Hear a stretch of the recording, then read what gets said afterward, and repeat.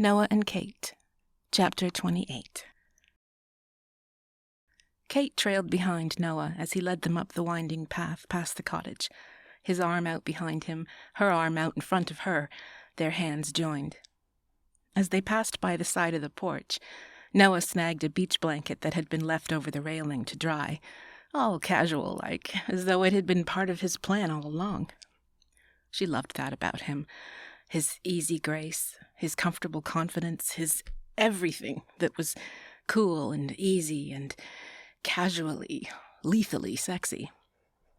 She, on the other hand, would have chosen more substantial footwear than fraying flip-flops if she'd known they were going to take the rocky pathway way up behind the cottage.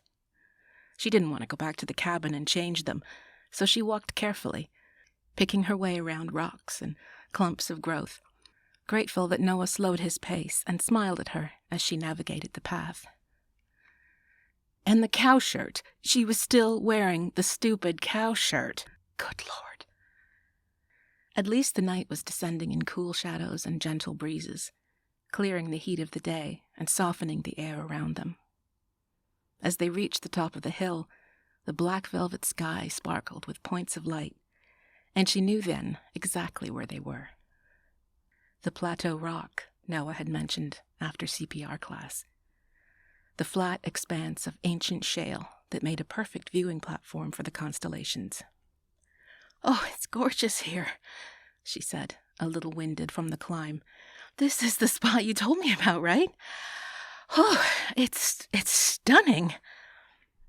Noah grinned and spread out the blanket. "I told you I'd bring you here." "Look, you can see the whole town." She pointed towards the cluster of light around the curve of the lake. Boats bobbed on the water, their lights moving lazily up and down on the gentle waves. "This is so nice. How come I didn't know this was here?"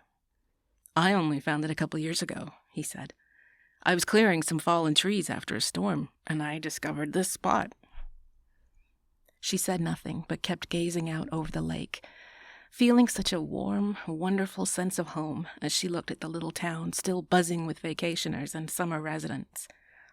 The crickets began to stir, but mercifully the mosquitoes were still snoozing, or else seemed to have no interest in her tonight.